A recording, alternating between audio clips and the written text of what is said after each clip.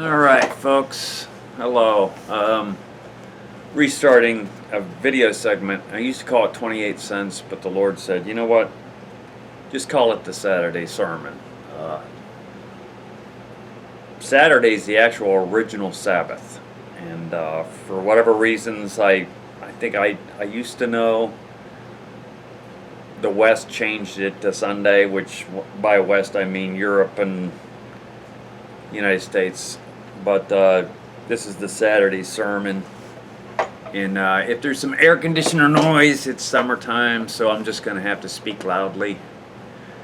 Today's message is when Moses was at the burning bush. I'll just read the scripture and then I'll explain what the main point is.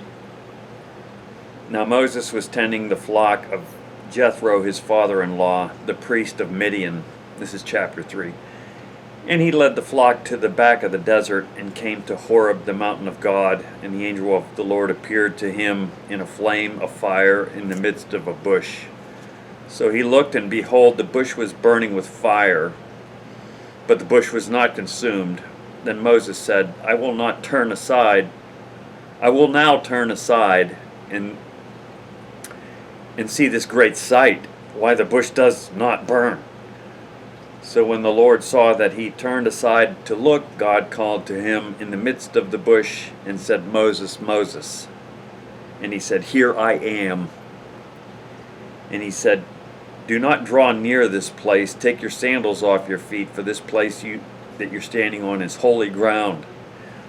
Moreover, he said, I am the God of your father, the God of Abraham, the God of Isaac, and the God of Jacob. And Moses hid his face, for he was afraid to look upon God. And the Lord said, I have surely seen the oppression of my people who are in Egypt, and have heard their cry because of their taskmasters, for I know their sorrows. So I have come down to deliver them out of the hand of the Egyptians, and bring them up from the land to a good and large land, to a land flowing with milk and honey, to a place of the Canaanites and Hittites and Amorites and the Perizzites and the Hivites and the Jebusites. Now therefore, behold, the cry of the children of Israel has come to me, and I have also seen the oppression with which the Egyptians oppress them. Come now therefore, and I will send you to Pharaoh, that you may bring my people, the children of Israel, out of Egypt. But Moses said to God, Who am I that I should go to Pharaoh, and that I should bring the children of Israel out of Egypt? So he said, I will certainly be with you, and this shall be a sign to you that I have sent you. When you have brought the people out of Egypt, you shall serve God on this mountain. Then Moses said to God, Indeed, when I come to the children of Israel and say to them, The God of your fathers has sent me to you, and they shall say to me, What is his name? What shall I say to them? And God said to Moses, I am who I am. And he said, Thus you shall say to the children of Israel, I am has sent me to you. So God is establishing the fact that he is. And by this, the Lord has revealed to me, this is him saying that I have always been. I am. I'm in the present. I'm not I was or I will be. He's saying I am. I've always been. Time, clocks and calendars do not.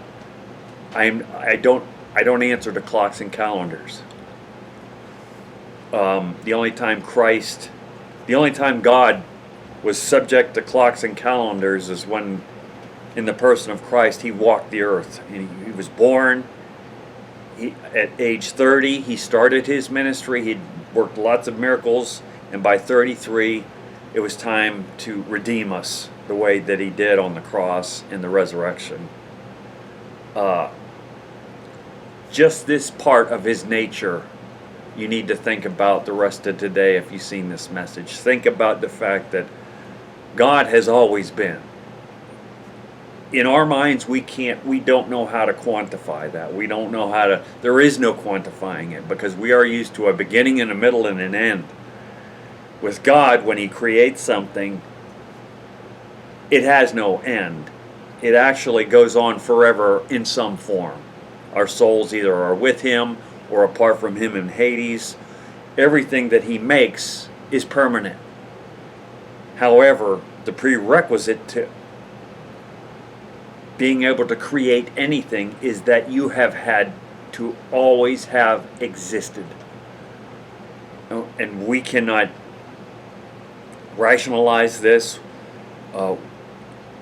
If you go in academic circles, you could say, well, this is the part where we say self-aware. We have a conscience that not even the animals have, that we are self-aware, that we can make decisions out of free will. Or if you go into the physics people, which I don't know hardly anything about physics, you go into things like the speed of light, the theory of relativity, whether time can move forward or backwards. All of that is he's not subject to. I believe that these things took hold at the fall of man in the garden. Aging, eventually dying, things decaying, whether it's us or the creation around us. Or stars, if they actually do supernova and create a black hole, they burn out. They're like light bulbs. They eventually burn out, if that's true. But I'm doing this message just to get you to think about the fact that God has always existed. And just that one aspect of his greatness alone establishes the fact that he should be the center of all of our thoughts. The fact that he has always been and that time is truly relative to him. So you have yourself a good day. Welcome back to my new video series, new old video series. Like I said, it's not 28 cents. It's not Saturday sermon, and I'm just glad he's starting this again with me. And you just have a nice Saturday, and we'll see you next Saturday.